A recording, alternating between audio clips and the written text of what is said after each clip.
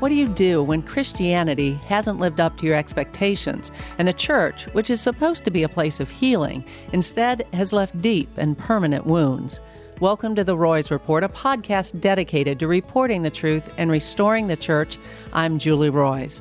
And joining me today is Lina Abu-Jamra, author of Fractured Faith, a very personal account of Lina's near deconstruction of her faith. As you'll hear, Lina was on staff at a multi-site megachurch in the Chicago area. Everything was going right. She was in the inside circle and friends with the well-known pastor and his wife. People were getting saved. Her Bible teaching ministry was taking off. And then she saw corruption at the top. And rather than look the other way and stay, Lina left. And slowly, over the next few months and years, the pain set in, and her faith began to falter. Where is God in the middle of our pain? How can Christians act in such cruel and callous ways? And what do you do when your story turns out the opposite of what you wanted or expected? I'm going to explore these questions with Lina, but first, I'd like to thank the sponsors of this podcast, Judson University and Marquardt of Barrington. Judson University is a top-ranked Christian university providing a caring community and an excellent college experience. Plus, the school offers more than 60 majors, great leadership opportunities, and strong financial aid. Judson University is shaping lives that shape the world. For more information, just go to judsonu.edu. Also, if you're looking for a quality new or used car, I highly recommend my friends at Marquardt of Barrington. Marquardt is a Buick GMC dealership where you can expect honesty, integrity, and transparency. That's because the owners there, Dan and Kurt Marquardt, are men of character. To check them out, just go to buyacar123.com. Well, again, joining me today is Lina Abu-Jamra, a pediatric ER doctor who's now practicing telemedicine. She's also the founder of Living with Power Ministries, and she's the author of several books, including her latest, Fractured Faith. So, Lina, welcome. It's such a pleasure to have you. It's always fun to be with you, Julie.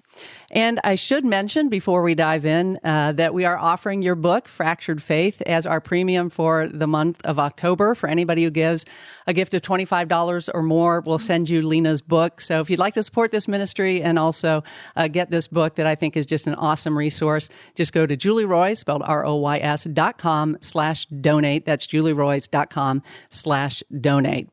So, Lina, just so excited that you've written this book. I know that there are so many people that have experienced church hurt, deep church hurt, and I know that's what you've been through, and that's where this book comes from, this place of real pain and really angst that you went through. And as I understand it, your church hurt story comes from your experience with a church and a pastor I'm a little bit familiar with, Harvest Bible Just Chapel. A little. You don't name it. You don't name the church or James McDonald in your book, but that's who you're talking about. And I know this story because we've talked, we're friends, but also because you gave this incredible talk at our Restore Conference in 2019, and you're coming back to the Restore Conference in 2022 in May. And in fact, we just put up the website so people can start to register. I'm just so excited about that, but I'm excited about you sharing your story because it's from this really raw and vulnerable place. And so let's just start there. Would you describe your position, what you were doing at Harvest, and kind of how everything started coming to light and you began to realize, something's not right? So I was practicing medicine, but really my attention wasn't on writing medical papers. It was now on Bible study. And so I had this bivocational life without really a second vocation because I was a woman in a conservative complementarian system without true, Bible training, which is a whole nother, story. But I trusted God. There was so much faith in my heart that somehow God would just figure that out. And so I stepped out in faith in 2002, came to Chicago. I didn't think I'd end up in Chicago. I thought I'd stay where I was very involved in a church, but the Lord very clearly brought me to Chicago. And I lived through sort of a very difficult season the first few years in Chicago. So I genuinely struggled understanding, okay, God, I feel like you really want me to be in this calling and I can't find my place. And so after about 5 or 6, early in my time in Chicago, I remember going to Harvest Bible Chapel because they had a big big a meeting of counselors or something. And my mom was into counseling stuff at the time. She is a biblical counselor. And so I remember going with her, and the James McDonald effect wooed me at that time. And I think anyone who's gone through some of those celebrity-driven, mega churches understands that, whether it's Mark Driscoll or Brian Houston or whoever it is that's like the leader. I think there is something about the presence of a strong, charismatic leader that sort of blinds you. And so I remember just him making an impression in his preaching, and my heart was ready for strong preaching, for a movement of spirit. But it was a very far church at the time. I lived in the city, so I didn't go there. A few years later, I would call every few months and found out that they had opened a campus near the city, and I started going to the Niles campus, and it was really like a true season of revival in my heart. Like I felt after so many dry years of wrestling with, okay, God, like you want me to serve you and I'm here, but there's nothing there. Harvest was the answer to that dryness. And I think this is critical, because I think because of that, you overlook a lot for a long time. And for a long time, it was good. And so I went from that, very quickly, the energy there was very, you look back now and you see even that is not normal and not in a good way. But when you're in it, it feels like something big was happening at that church. Like there was a movement and a swell, something bigger than you that is so luring. And it almost supersedes. I mean, you tell yourself that's revival, that's Christianity. Maybe there are components of it, but it takes on a life of its own, so that now, like, this charismatic leader becomes even more elevated in your mind. And there's this inner circle that you long to be near, because you would watch it in the hallways of the church. People would literally like reach to touch this person, and you don't even notice that you're sucked into this vortex of that. And so years went by, and I think at some course I started teaching a Bible thing, and then that led to eventually, long and short, I became the women's ministry director, and it was a season when I was on the sort of what you would call, I was on the road to the inside circle, and becoming the women's director sort of sealed the deal. I had some friends who were on the inside, and why do I even tell this? I mean, I haven't gone into all these details yet on an interview, but I think this is so relevant to why leaving was so stinking hard. Because it didn't feel like you were just going to church. It felt like you were part of God's thing. And to tease out those two things is extremely hard to do.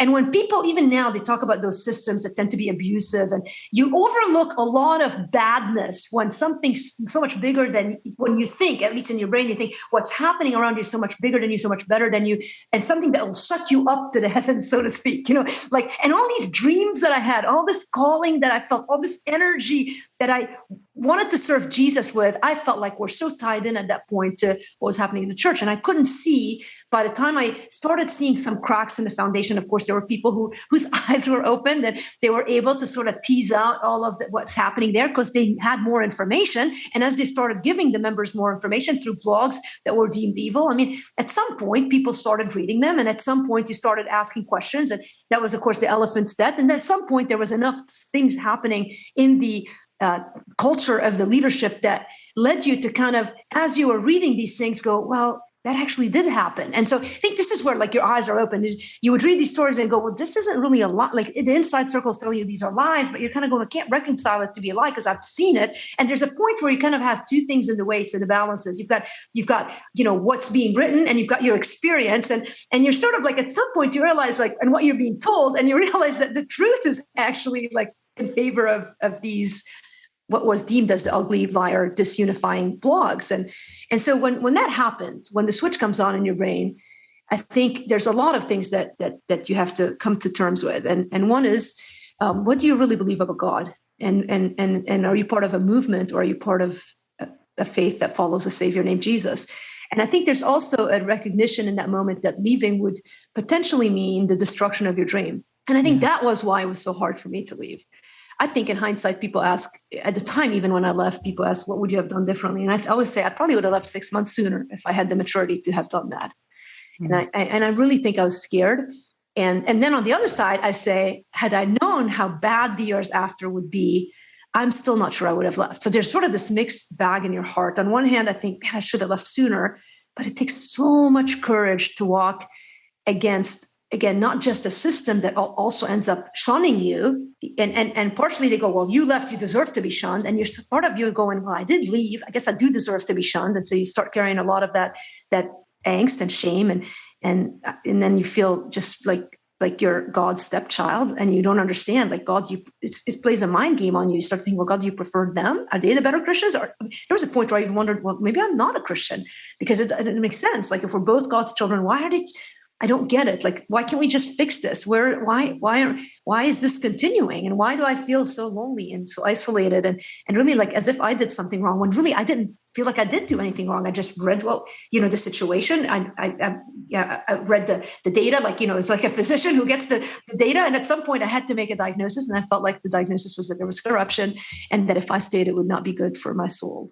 Well, you did something right. Well, I know. You had the courage to do something. And I do think there is a unique dynamic that was at Harvest and is at really toxic, dysfunctional systems where if you leave, it's like the Hotel California or something, Yep. You feel like you can never leave. But then once you leave, everybody shuns you. That's not normal. I've left churches before. I actually left a church once because doctrinally they shifted pretty majorly. Right.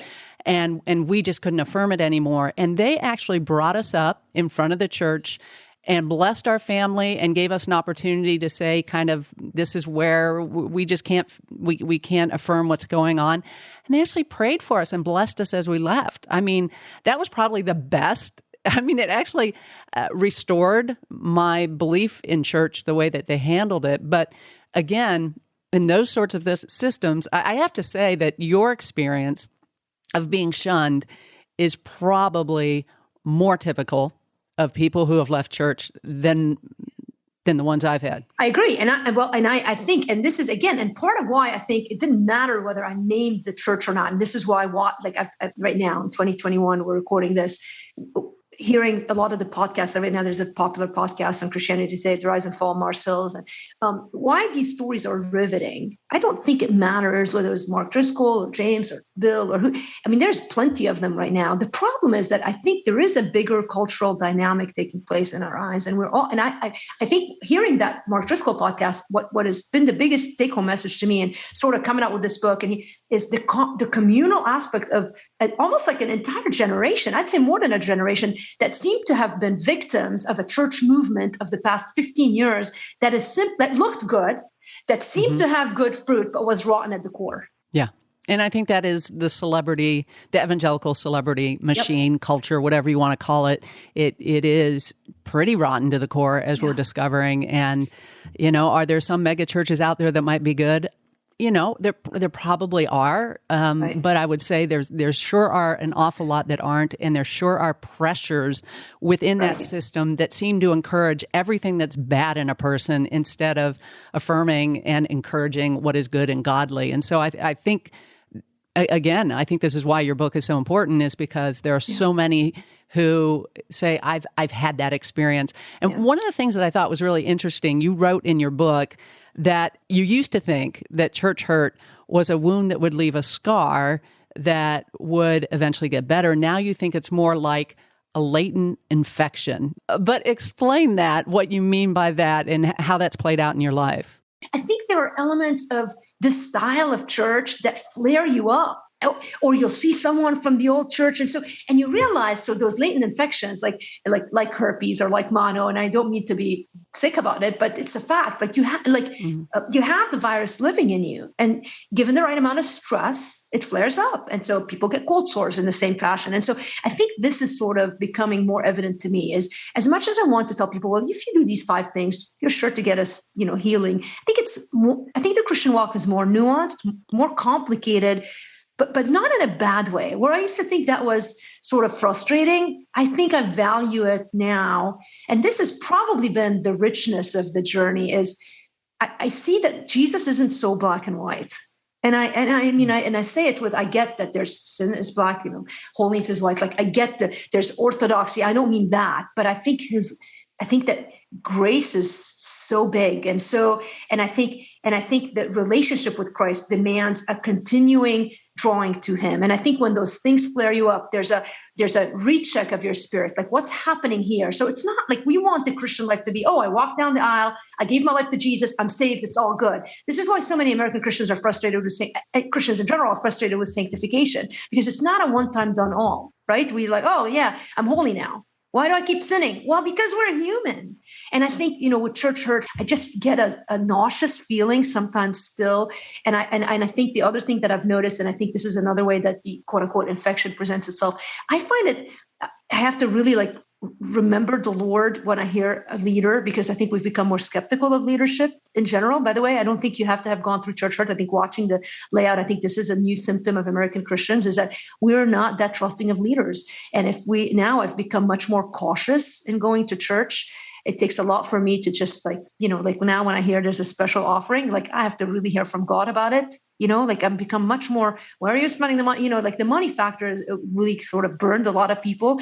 And so I see these changes in me, and sometimes I'm bothered by them. I think there was more of a naivety before, a freshness to the spirit. And I think those leaders will account for some of that many like me now cannot look at church, financial, whatever the campaigns that they do without some level of cynicism, and rightfully so. They should be cynical because they were, fool me once, shame on me, fool me. And there's a point where you're like, wake right. up, but those are all elements of, you almost have to intentionally remind yourself, God does love the local church. And so now, how do you play out submitting to authority in the local church? I find that to be one of the biggest transitional changes that I found to be just hard. And I think, and not just personally, but I see it in American Christianity. We're not people who are going to be easily subdued.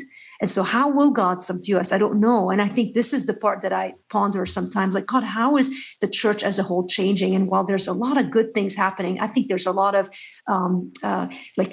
Christians that are just floating around, that don't go anywhere. They have no sense of, and on a positive note, they don't have anybody telling them what to do. On a negative note, they have no connection to humans. We're lonelier than we've ever been. We've got a lot of weights on our shoulders that nobody's there to carry with us. And it's hard to look at a person who's been wounded by the church and say, well, get right back into church and it's all going to be fine, because that wound flares up again when you're in that setting. And so they're just so guarded and protective. And so I hope that this understanding that I think in the book, if anything, I think what I gave is words to the hurt. And I think, by the way, that was probably what made that talk at your conference so powerful. I think God has been able to use, because I felt those things so deeply, he's been able to give me words to feelings that sometimes are hard to express, because it's easier to shove them down and ignore them and get on with the Christian life and read your Bible, memorize 5 verses, and show up to the next small group meeting. But you just have nothing left inside and you don't feel the fire of Jesus in you anymore. Well, and I think too, you gave license to say it, to say how you feel, to just be raw, to just be vulnerable, to say, I really didn't want to give this talk. I didn't want to be here. And it still hurts, and I'm still processing through. So I think that's a big part of it. But you mentioned, I think it's really sort of a catch-22, that those of us who've been through church hurt, and I talked about it recently on your podcast about how I've gone through it now, a church that I thought we would stay at the rest of our life. There were a number of things, but the last straw for us was a sex abuse scandal that was covered up. It wasn't told to the church till 2 years after this guy was charged. I mean, it was bad. And so we lost trust in leadership. And after I'd reported so many stories with bad church leaders and bad churches, but I had my little cocoon. So I was cool, right? I was okay. Right. But now it's like, again, disappointment with church, disappointment, not so much. I mean, yes, leaders, not so much as people, because, our friends have been great throughout this whole thing. But here's the catch-22. You're suspicious of church. You're suspicious sometimes of Christians.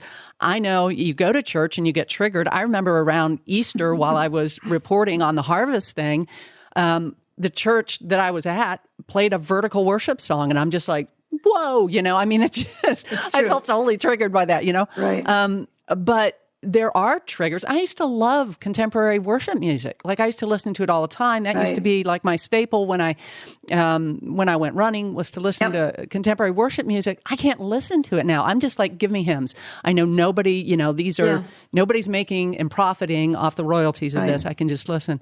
So how do we process through, and I know your whole book is a part of processing through that, but how do we begin to push through that, walking into the lobby and feeling suspicious? I think some skepticism is good, but, at the same time, that's so often other people in the church is the conduit of our healing. Well, look, I think I talk a lot in the book about my struggle with the Lord as a result of my struggle with leadership, and how that resolved. And I really think this is probably, in my mind, the key, which is to remember how different our Father is from any present leader that is running any church or system right now. And there's people in every faction that will swear by this leader, swear by that, to this day, even. I mean, I think about people who love Franklin Graham. I mean, his dad was Billy Graham, my goodness. And you can go across the board. There are others. I mean, you become, and so in your mind, you, and I think this is the killer, is you sort of start to see God through the lens of this leader.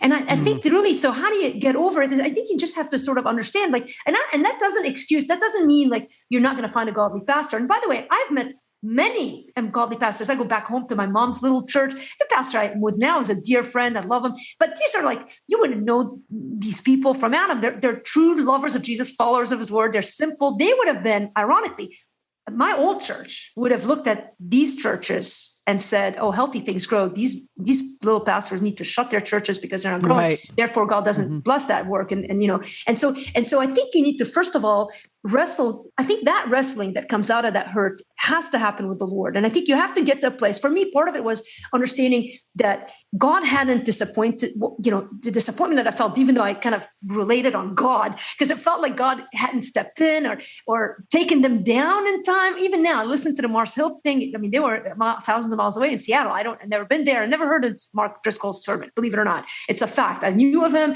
but I've never heard an entire Mark Driscoll sermon. I'm Lebanese. I was a doctor. Wow. There's a lot of factors you can say, but the fact is, I feel a sense of injustice. Like, God, why didn't you shut him up when all these people were being wrongly accused? And there's a sense of, in my mind, like, fine, the people didn't see it, but you, God, you saw it. Why didn't you do something? And so one of my chapters is about the fairness of God, because I really felt like, God, this isn't right or fair or just. Now, of course, now we know things have come to light, and there is a sense of vindication in that. But to me, wrestling with God and even hitting a place where I was like, I just almost stopped talking to God. So I would show up. I was still doing ministry. I prayed out loud. I did, but inside, I just felt like there was this wall with God for a while. And the wall is because I just felt like I stopped trusting God. And so I think those wrestling matches, so the person who's struggling, I think start wrestling with God. Like, don't be afraid of the conversation. Like, we're so afraid to even have a conversation with God. Well, how can you ever break down a barrier? And so, God already knows what you think. And so the model to me is always this Jacob in Genesis 32. Like, he literally wrestles with God. And what I found when I've taken God to task, and I say that humbly, like, we're nothing. God could literally blink and our breath is gone from us. Like, but if anything, I have a bigger view of God today than I did before. And it comes out of this understanding that after all the struggle, and this is the image that I keep going to in the book, he is a good father who is running towards us with open arms. I cannot get over that. The thoughts that I've had about him, about his people, about his leaders, about his church, I wanted nothing to do with them. And yet here he was. And I think until we get to the place where we see the goodness of God, despite the evil of the abuser, whoever that abuser might be, whether it's a pastor, whether it's your parent, whether it's your boss, I think until we can tease out the goodness of God and the faithfulness of God in the face of that abuse. And I look back and I think sometimes I think I'm too proud to say I was caught up in spiritual abuse, but there is a level of spiritual abuse. I did an interview with Wade Mullen that we haven't aired yet. I don't know if it'll have aired by the time this comes out, but it's sort of, almost like you feel sort of stupid to be like, well, I guess I was part of spiritual abuse. And like, we talk about that a bit, but like, I think you just sometimes don't say it because it feels like you're weak to admit it. But it was a spiritually abusive system.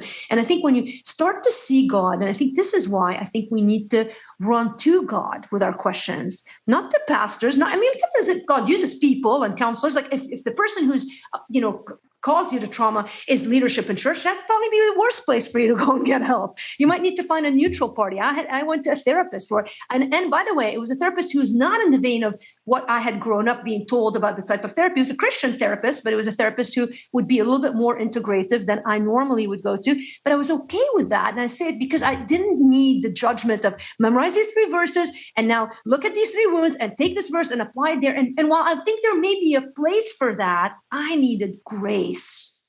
Mm-hmm. And I think sometimes people who err on the side of truth are afraid of this kind of grace. They think if you give people this kind of grace, somehow we'll leave the bounds of Orthodox Christianity. And I just don't think that's true, because Jesus and God is the one who keeps us. And so I think we fear too much. And I think if we could just let God be God, I think we do it with our relationships. We have siblings or kids or parents, whatever. We want to influence some friends, coworkers.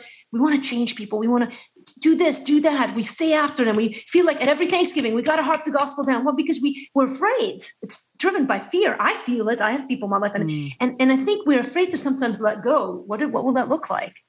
And I think the key for me has been, I talk about a lot in the book, the spiritual disciplines of silence and solitude. I think a lot of the systems that have been broken in the last few years come from a background of a lot of shouting and do this and do that. And I think you see some elements that, again, we like because we want to control our faith. We want to control God.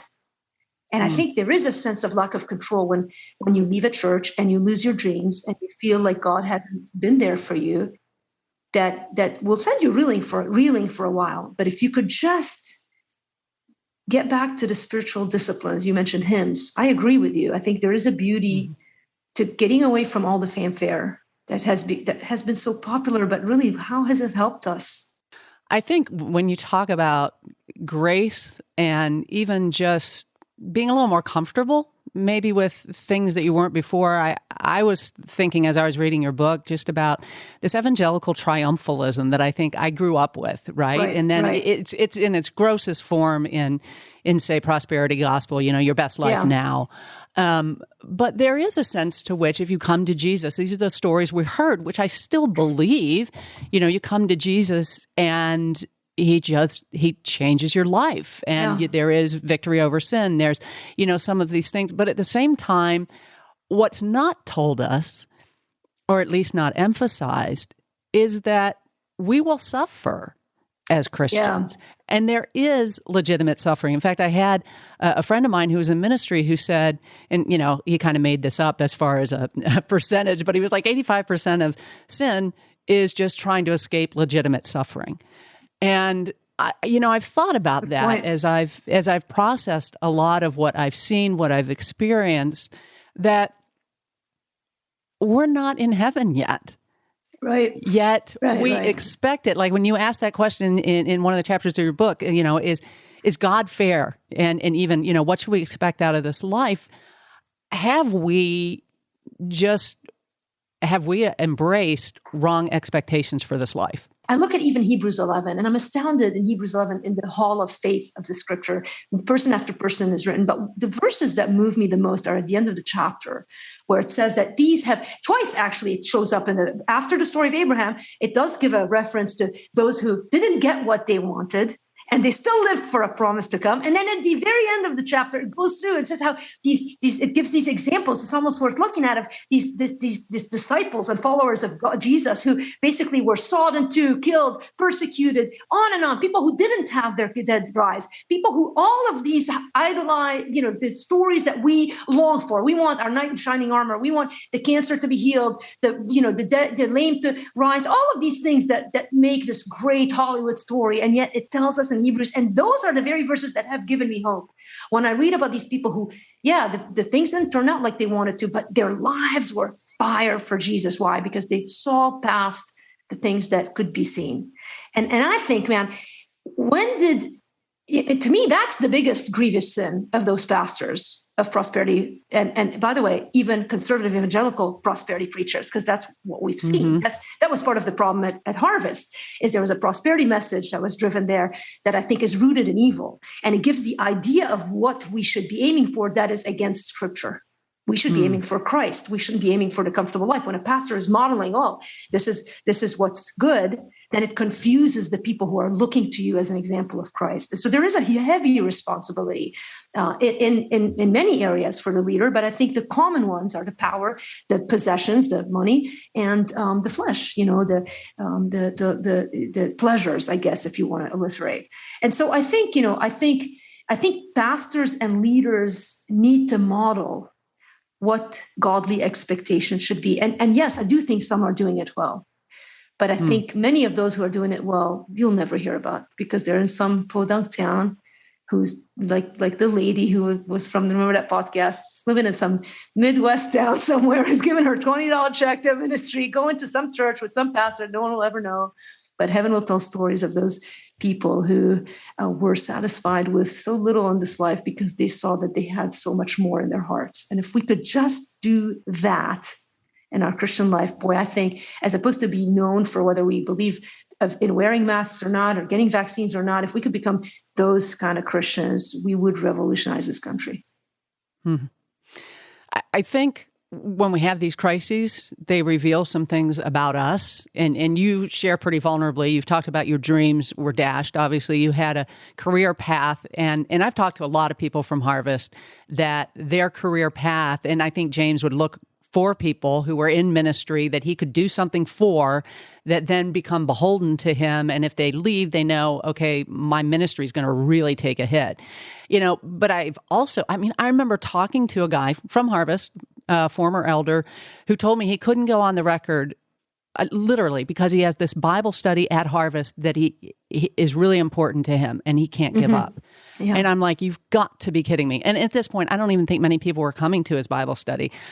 And again, once we sacrifice our integrity, what God's calling us to do for the sake of our ministry, doesn't that reveal a certain amount of idolatry and that our identity isn't in who we are in Christ, just as followers of his, but really how we're tied. And you talk about it and you've alluded to it. No question. Yeah. I mean, I think that was the biggest, like, sort of come to Jesus moment, but really awakening, come to Lena moment. And I mean, I had to be honest about that. Yeah. I mean, why does it take us so long to leave? Because we prioritize the work we're doing for God over God. We prioritize the dreams we have for God over God. For God, yeah. Correct. But they're really for us, right? Yes. And I think that's really the work that I think most of us in the West need to do. And I think, in some ways, again, I think it's so complicated because I had another career. I could walk away. Imagine how hard it was for me. And I didn't have any NDAs and I didn't have any, I had a job. I continued to work as a doctor. In fact, nobody even knew this angst was going on in the hospital. Then people read the Chicago Tribune and then they knew, wasn't that your pastor? And, and said, oh, I guess no wonder he went under some stress. But in general, I had an out and it was that hard. Imagine for people who this is their livelihood. And I actually think that is why a lot of, I look at, sometimes I'm intrigued by the colleges that have gone right now. There's Liberty Universities in the news a lot, and not now anymore as much since Jerry Falwell left, but some, I've listened to some of the podcasts that have told some of that story. And it's interesting because you wonder, well, how are so many people staying? Even now you wonder. But there's a lot of good things happening there. Again, I don't want to throw every, story under the bus, but I think it's because a lot of those poor people who work there, after working there 10, 20 years, getting paid meager salaries, kind of becoming focused on the Christian world, you're not as competitive in the secular world in some ways. I mean, because you've given that up in order to be in Christian work. And so there is a sort of what else do I do? And there may not be the means to, okay, well, I'm going to just pack up and move myself somewhere. I can sustain myself for a couple of months. And so you become sort of tied to a system that you might not even believe in or agree in. And by the way, my book is also meant for that group. I believe that even now, as we're speaking, there are people listening who are in churches and in systems that they see as corrupt, but they have no out. Or maybe they feel that they have no out. Because God always makes a way of escape, right? Or you think I could fix things. A lot of people who stay, I think that.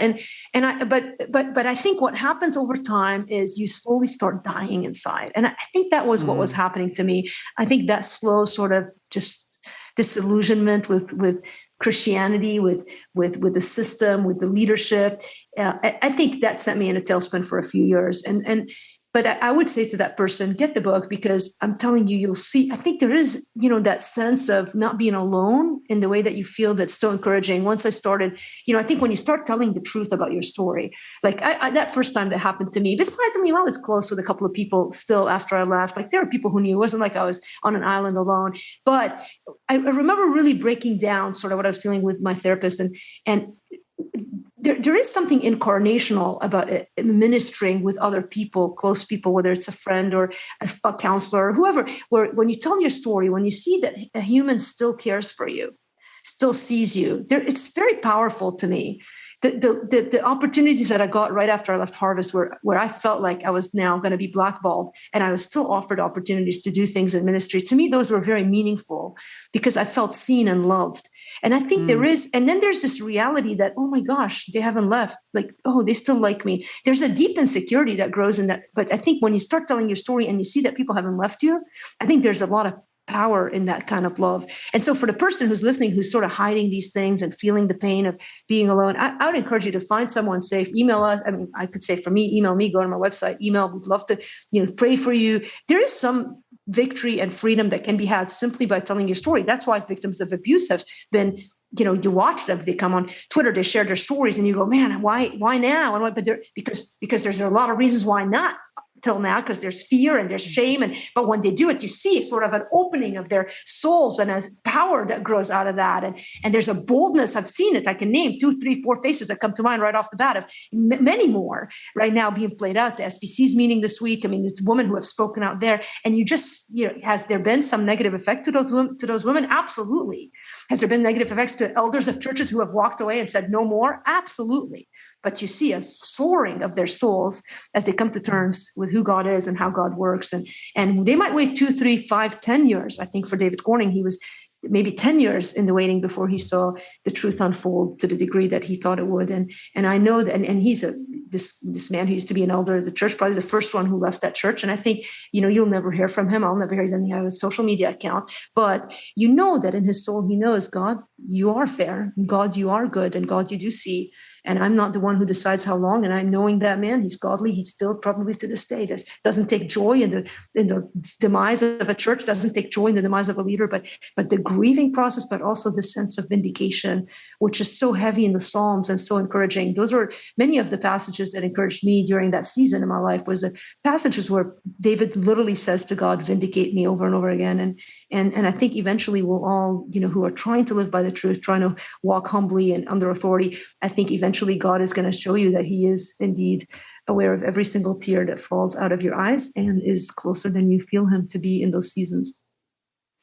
Hey, you bring up Dave Corning. I remember the day that James MacDonald was fired, and my first feeling was relief, and my second was I thought of Betsy Corning, his wife, right. And I thought, how easy is it for me that I was sued by James MacDonald, and within 6 months he gets fired, and there is this vindication, right? Yeah. I know for you it was much longer because you right. left like 2013 or somewhere around there, and he wasn't fired till 2019, January, I think.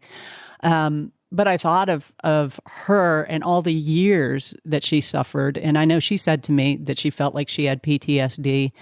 And I think, at its core, what a lot of people are dealing with is this disappointment with God, because they're innocent.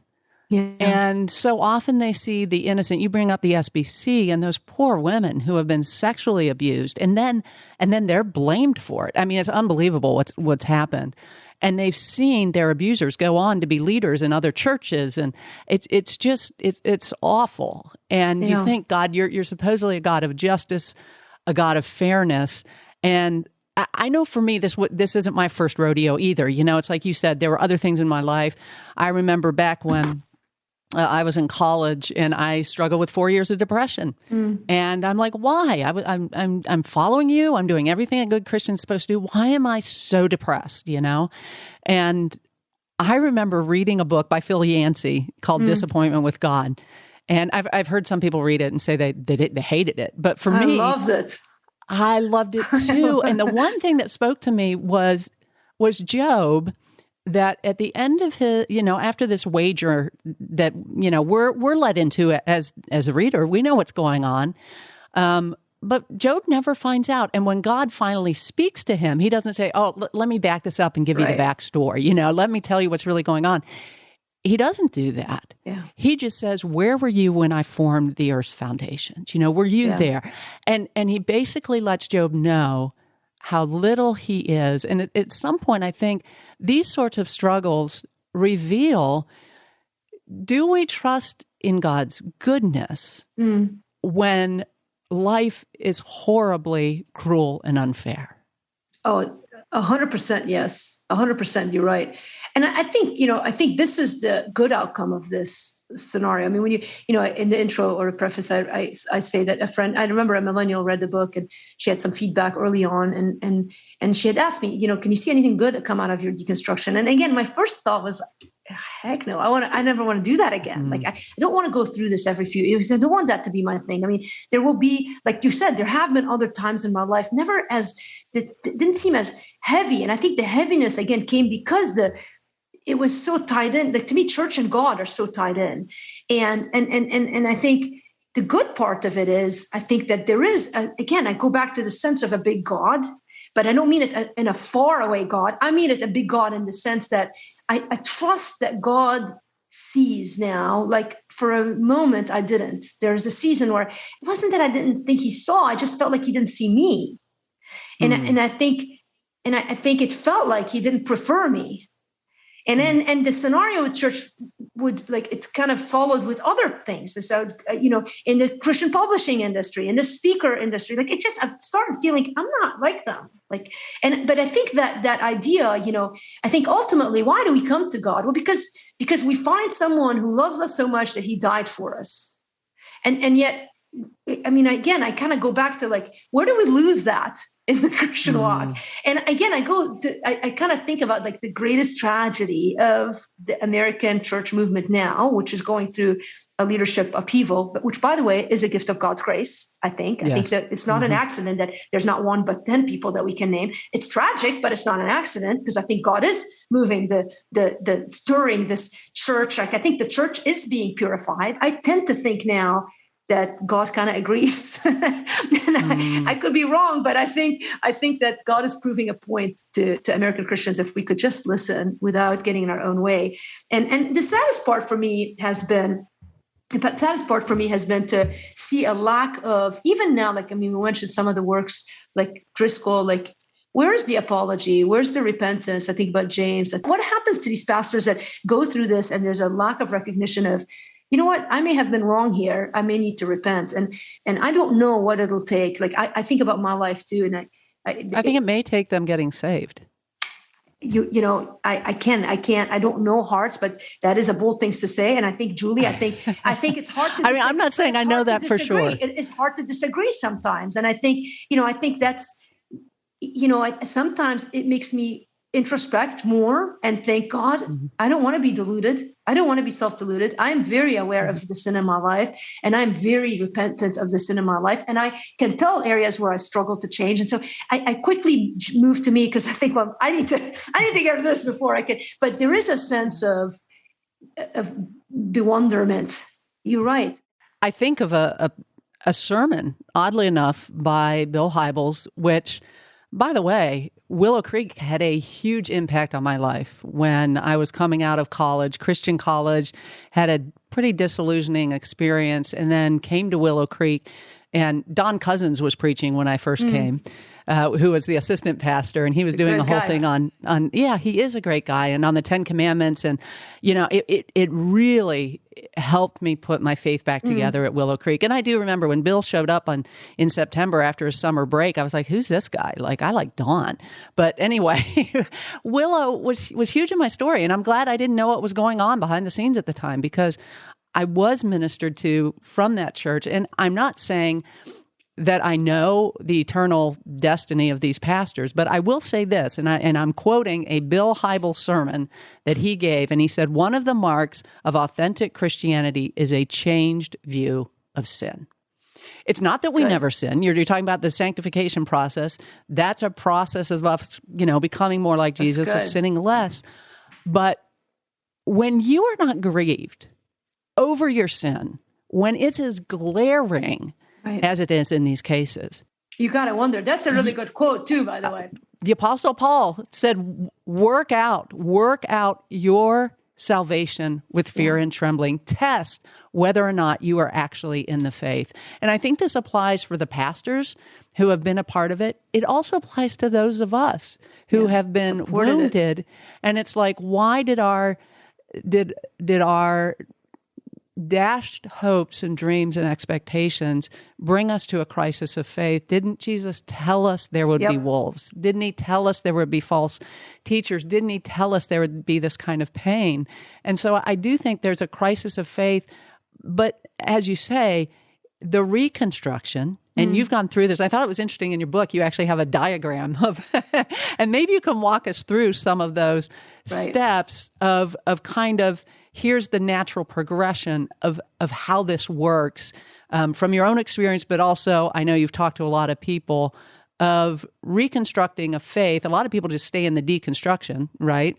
Yeah. We have a lot of, and I understand that. I grieve over it because I think, who have we in heaven but you? I mean, what else is there if there's not God? Yeah. Well, look, I think to go to that chart, I think the chart just gives words to, like, people could be like, well, I'm not deconstructing. I think, what is that? There's people who stop believing. That's like the Josh Harrises who no longer, wrote a book, now regrets it, left the church, now that, and we see ourselves as far from that, but it started somewhere. And so the chart that I created at the back of the book sort of shows you the progression of what I think starts. This painful process happens, it leads to disappointment. And I almost think every deconstruction story, and in order to deconstruct, there has to have been strong faith. And so it doesn't surprise me that many of these stories are ex-worship leaders, people who went to Bible school. There's a lot of people who in the deconstruction forums that you'll see on Instagram posts, every comment's like, it would shock you how many people are like, oh, I lost my faith in Bible college. And so it doesn't surprise me because people who believe strongly, then, whenever deep pain comes in their life and questions that they cannot explain, I think the process of what are the emotions that go on here, there's a deep disillusionment that happens that leads to deconstruction. And if you could just rebuild on correct building blocks, and so what happens is a lot of these people ask questions, but they don't get good answers. And so they become cynical. They eventually leave. And so in the breakdown of reconstruction versus disbelief, eventually, why does one person like myself still walks in faith, believes God more strongly now than I did before, trusts his goodness more strongly? I think I'm more interested in, my view of God has become more biblical now and more in line with who he really is than who I've made him to be. And so in deconstruction, you go to disbelief. What you do is, and I think we see this, I put sort of the action that happens here. We expose ourselves to others. So I talked earlier about telling the truth. Now, how we do it in 2021, we go on social media. And so we become naked and authentic. People applaud our authenticism. And so that exposure to others makes us feel good for a moment.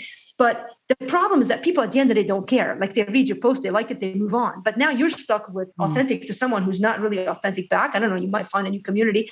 And then now any which philosophy and belief is dumped your way. And you might feel love from people who believe something completely false. Like, it doesn't, just because you're loved doesn't mean that that's true. Not all love, like, you kind of go back, well, God is love, but don't want to get too philosophical here. But just because you're cared for by a community doesn't make that community truthful. And so there's more, there's grace and truth. And so the problem is when you're exposed to others, you get a lot of grace, but no truth. So you need a balance still. And so the other side of it, the reconstruction, there is still an exposure. But I think this is very critical, because I think the difference is, rather than just exposing yourself to others, which is our society now, our cultural standard of the highest form of an evolved man, now we expose our hearts to God. And so that's the key, I think, that happens when people deconstruct. They shut God out. This is why I think so much of the tension that we have is with God. And we need to expose ourselves to God, because how do you do that? Well, through the rhythms of faith. You might not want to read the Bible like before. You know what? You may need to throw away your Bible reading plan. You might not need to, you're so obsessed, like, if I just keep doing my devotions, things will work out. No, you might need to actually, for a change, get rid of that and just be with God. Like, I don't know what that looks like. It might just be focusing on one verse. It might for a week be not reading the Bible per se, but you have it. Like I can't tell you how many nights I would wake up in the middle of the night and Psalm 23 would just come on my mind. And I just say the whole thing. I don't know where that, but I just knew that there was someone bigger than me who was still near me. And it happened for months, like clockwork. But it was a slow unfolding of an exposure. Is it wrong to tweet? No, but if that's all you're doing, you're never exposing your heart to God. You're never going to find faith and truth. and true love. You're going to find sympathy. You're going to find empathy. You're going to find someone who for a minute might give you a high five so that you feel better about yourself. You might even get a new book deal with a publisher to write about your experience. As weird. Or what was that? The debacle with Josh, where he then gave courses, about how to deconstruct, right? And he apologized to his credit. I like the guy actually. And I never felt like his book, by the way, was this Bible of dating. In fact, I remained single, so it didn't help me much, but I should get my money back for that. I guess I really kiss dating goodbye forever. I wish I could find it again. But I think that's the key, is if we could just expose ourselves to God again, to the rhythms of faith, quiet down the noise, listen to the Spirit. I started going on walks during COVID. I mean, early in COVID, even before leading up to COVID, I found that going for a walk, and I did it for a while, I would not take any worship songs for, I think we turn everything into a to-do activity for God. And so if I was going on a walk, I would have to listen to a podcast. I would have to listen to a worship song, because now it justifies it. Now it's a spiritual walk. There was a season I started taking nothing, and I didn't see it as a wasted hour. I don't think I'm the only one with that problem right now. We have noisy souls. And I think part of that, and by the way, Julie, I think part of that has been a result of this crazy church movement that is loud and lights and fog and excitement and revival. And I think it's gotten us so noised up, which is why many of the millennials have for the past 10 years, we've heard them leaving the evangelical church to a more Eucharist-based service. Why? Because they're tired of the noise. And I think in many ways, people who deconstruct, that's sort of what the journey that ends up being, where I'm tired of the noise. But now, rather than tuning in just to whatever, philosophy is being thrown at you by the world, tune into the noise, to the voice of the Spirit. That's what Elijah did. Many others in Scripture. That's what Jesus regularly, he didn't deconstruct, but he regularly took time apart and quieted his soul, which was why he was always he's perfect, but you did never see Jesus upset. I get, like, he's God, man, I get it. Like, but still, he lived in temptations like ours. But I think he built that into his psyche, into his life, into his system, into his way. And I think, again, we need more of that. And I think that's ultimately what will lead back to faith. I love that at the end of your book, and I hope people don't miss this, because you have a little afterword. And you talk about, and you've been open about your disappointment with the fact that you didn't marry the love of your life. And yet you say you realized that your great romance of your life, look, I'm going to get choked up, it's Jesus. Right. And he's been, for me, I'm married and I love my husband, but Jesus has been the one main romance of my life. Right. And all these other things, and it's not that we don't need the church, because the church is his bride, and we can't ignore his people. I don't think we need all the things that go along with church in America, but we need his people, we need community, we need to pray for each other. But I think so often these sorts of things bring us back to our great love affair with Jesus. And if we didn't have that, if we were pulled into church because of the other things, the excitement, the whatever that was there, and we didn't love Jesus, then we really do have nothing once our church experience implodes. But I have been so moved by people hurt 10 times more than me, and who have seen, I'm talking to Dr. Diane Langberg about, we've had some real conversations. I'm like, how do you deal with all the stories of abuse that you deal with at the hands of so-called Christians and keep your faith? And she says, it comes down to Jesus, and I've had to find him in this. Just, if you could speak to those right now who are, in the midst of this, but trying to find, rekindle that love with Jesus. You just start declaring the truth to yourself. They're so basic, right? I mean, but why did we make it so complicated? The Christian faith is a lot easier than we make it out to be.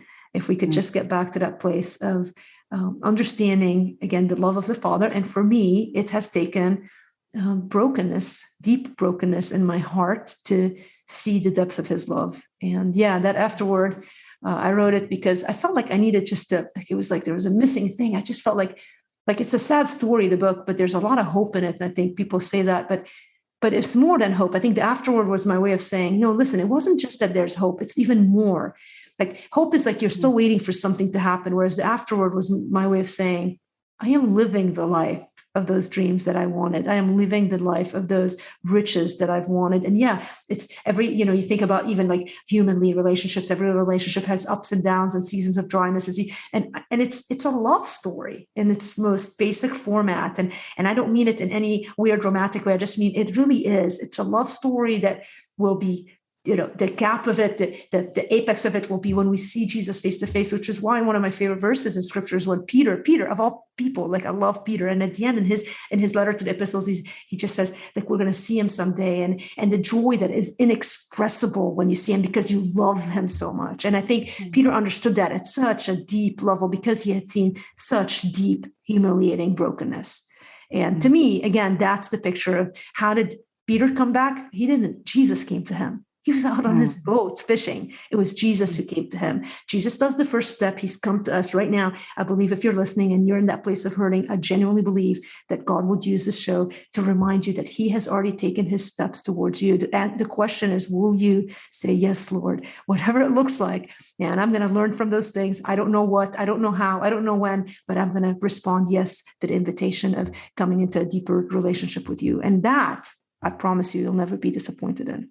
Well, Lena, I know we could talk about this for hours. I think you and I could sit down definitely unpack this for a really long time. But this has been rich, and I just really appreciate you. I appreciate, again, your integrity, your authenticity and vulnerability in this book. And I just pray for God's anointing and blessing on it and your ministry. So thank you. Thank you so much for having me. We did talk about a lot, but it's been so much fun. Thanks, Julie. And thanks so much for listening to The Roys Report, a podcast dedicated to reporting the truth and restoring the church. I'm Julie Roys. And just a reminder, if you'd like a copy of Lena's book, Fractured Faith, we're offering those to anyone who gives a gift of $25 or more to The Roys Report this month. So if you'd like to support this ministry and get a copy of Fractured Faith, just go to julieroys, spelled ROYS.com/donate. Also, just a quick reminder to subscribe to The Roys Report on Apple Podcasts, Google Podcasts, or Spotify. That way, you'll never miss an episode. And while you're at it, I'd really appreciate it if you'd help us spread the word about this podcast by leaving a review. And then please share the podcast on social media so more people can hear about this great content. Again, thanks so much for joining me today. I hope you have a great day, and God bless.